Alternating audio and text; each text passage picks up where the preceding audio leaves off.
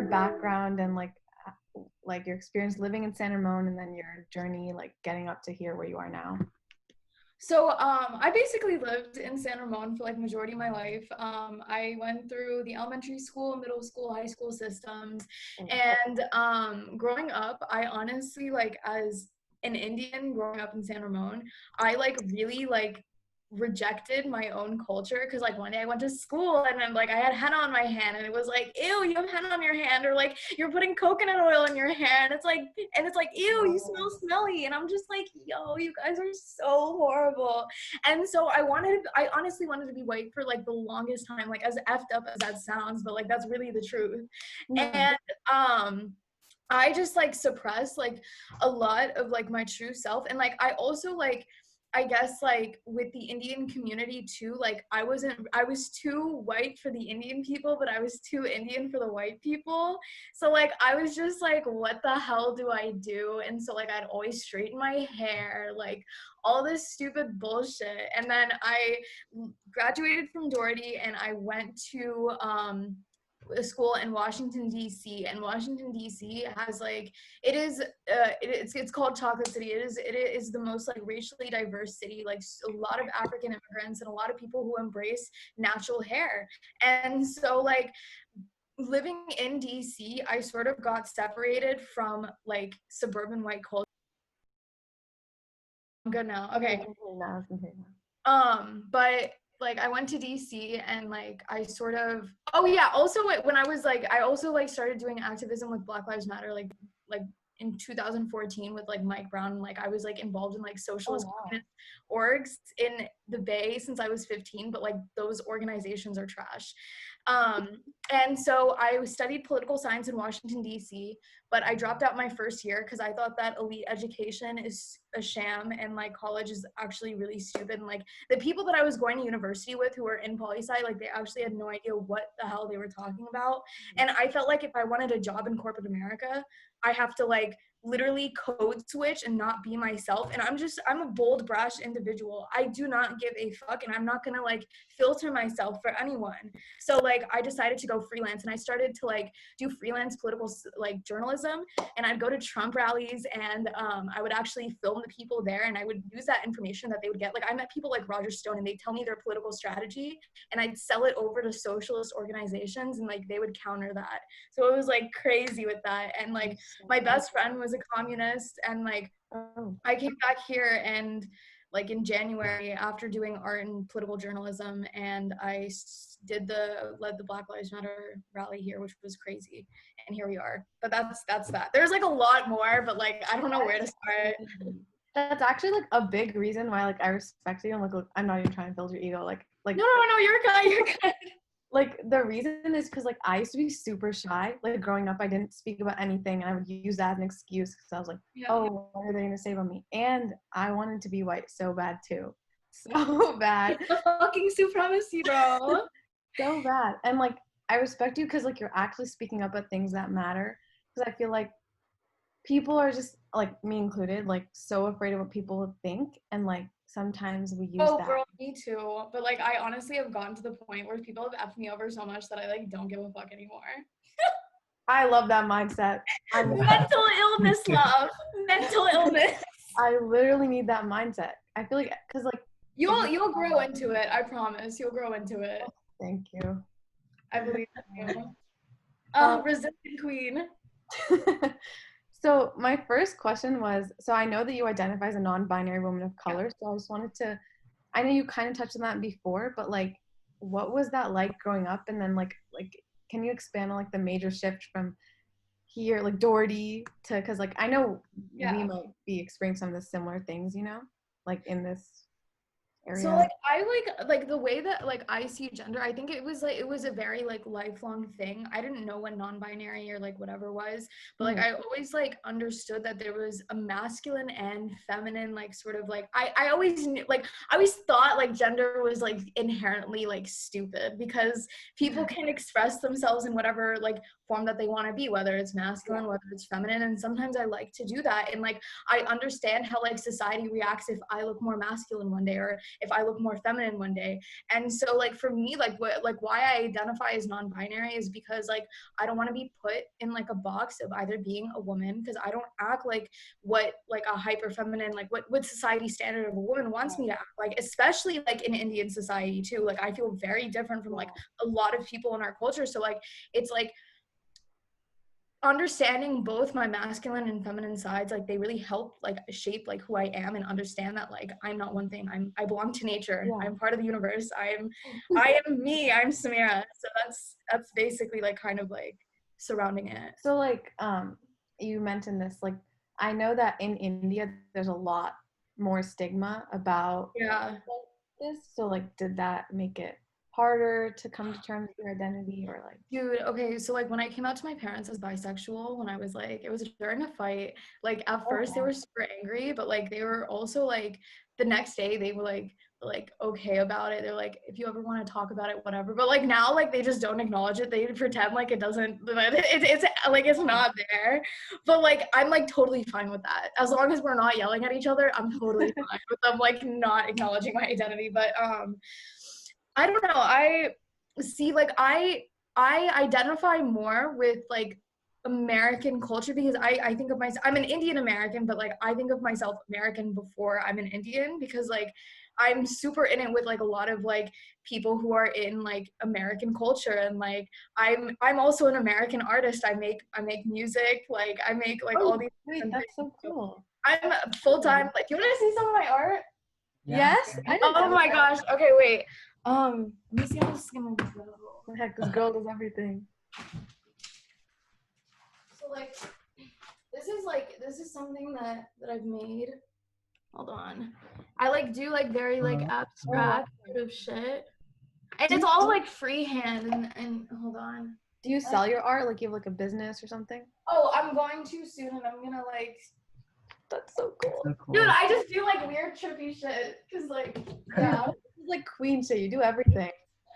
I don't know. I just you have a lot of time on your hands when you drop out of college. I felt super ashamed for a long time, and I was like, wow, I hate myself. Like can't mess. But no, but it's good now, because like the thing is like I understand that like college, it like people who go to even UC Berkeley or Harvard, I bet you like they aren't as like intelligent as someone who has gone through like literally I've learned like people who have street smarts actually know the world better than people who are sheltered in academic areas. Because like when I think about it, like it's like, am I really going to go into political science and like just stay within like these educated elite group? Because if you look at it, all of our politicians, they lived in rich suburbs their whole life, went to fucking like political science school, only know issues outside of their own from books.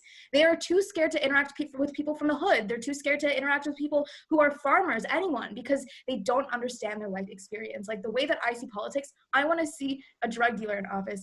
I want to see an engineer in office. I want to see every single person in office, because that's what true democracy is. It's not like, it's not the bourgeois and educated. It should be everyone. Like, you can't let cancel culture like come after you with like fear. They want you to be fearful. Yeah. But it's really just people who are petty, like behind Twitter. Like I'll literally be like, bitch, I'll fuck you up. Like I don't give a fuck. Like what the hell? Who do you think that I am? That's really commendable. Well, I'm gonna move on to the next question that we had. Okay. Sorry, I swear a lot, by the way. No, it's all right. It's like, this girl is me. I don't shut up. I put like disclaimers in like our last videos because I just keep talking. Yeah, it's all right. Talk as much as you want. Yeah. So we wanted to ask about your experience with mental health and how your identity has impacted it, and just like tell us whatever you want to share. You don't have to go too deep if you don't want to. Yeah. You don't know, I'll go deep, because that's important. I honestly, for a while, I had addiction and mental health issues. I was dying. I don't know. God, this is so scary. See, okay. I was diagnosed with being bipolar, and being bipolar is like very hard, because like one days you're manic, one days you're depressed, and it's not like it like you're just like I'm sitting on my like computer and I feel like I'm the fucking like I'm the cool like the greatest person in the world, and then you feel like depression like overtake you, and like that'll last for weeks, and you can't get out of bed, like you don't have energy to do anything, and it like really sucks. And like I also went through a very abusive relationship, and he like was doing like a lot of just like hard bad drugs, and I got sucked into that because I was in an abusive relationship, and I got stuck with the cycle of using these drugs to cope with an abusive relationship because he was also supplying them, which made me more attached to him. And I finally like got out of that, and like that was like a very dark moment in my life. Like I definitely wanted to kill myself like a couple times. Sorry, but like yeah, no, that was it definitely helped me grow in strength and in character. But yeah, definitely rock bottom of my life. But I think if I didn't go through these experiences, like I wouldn't be the person that I am today, and be able to handle like the amount of criticism and pressure, because like when you go through that, like honestly, like a random ass person saying like, I hate you, you're stupid, your policies suck, like that, I literally feel nothing. Nothing.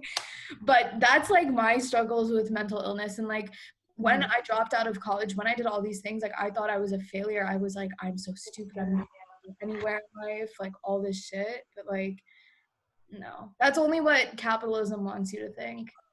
And I was like, So like I know a lot of people, a lot of teenagers I know have also dealing with like drug problems and suicidal thoughts. Do you have any like what helped you get through that, or do you have any like advice or anything? I think we need to destigmatize drugs. Like I seriously think that like, especially with like just like our culture with Xanax, Percocet, like these types of things, like we need to talk about how much drug culture like affects us, why kids take drugs. Sorry, just like the mic just oh no, you're fine. Wait, what happened? The mic just like blew up. I don't know. That was just me, and I was like, oh no. Oh no, I'm sorry. No, but, basically, like I know like a couple of my friends who like have died from overdosing, and like that's like it's rough, and it's really hard because like you see like with drugs like Xanax and Percocet, like you see someone that like slowly turning into like a corpse, like they're a walking corpse now. And it's because like we don't have that many resources to even have the ability to talk about our emotions. I have such a hard time like formulating my own emotions into words, and like it sounds so elementary school, but like now I'm just like, why I have to ask myself whenever I'm feeling sad, I'm like, why am I feeling this way? What is the triggers that are happening? Internal monologue. And I'm just like, is it okay for you to cry? It is okay for me to cry, and I have to always like tell myself that. Like it's really unfortunate because like our society like bases people's value on how much productivity that they have, what is their status, and like that really like shoots down people's self-esteem. And drugs are like just an easy solution for people to cope. So I think that we need to destigmatize and be like, look, it's okay. Like if you need help, I'm here for you, but you have support and you are loved. That's what we need to have if we want to stop like mental illness and drug prescription overdose. Like really, we don't shame people for it. It's just shit that happens. Yeah. A lot of people, instead of focusing on helping the person, they'll like you respond with like treating the person like with shame and like just negative feelings, and it's just and it's definitely important to talk about. It's so important. It's like you can't like, I'm even like a survivor of all these things, like and I'm so empowered, and I'm still doing all this stuff. Like I like drug addicts are not people who should be left behind. Oh my gosh, I'm getting so emotional, but like they're not like worthless to society, and like people don't understand that. Like it's so sad because they're regular people just like you and me. Yeah, for sure. And like I think also the way media portrays, and when adults talk about it, especially like in health class, health class is such a dude, I hated how they talked about all that shit during health class. That's so dumb. I'm like just thinking about that. I don't know how that just came to me, but like health class is so important, just the way they talk about everything. Did you guys see the show Euphoria? Yes. Oh my god. That was I think that was the best way that show portrayed bipolar and drug addiction. Like, great, that best example of how I've ever seen it.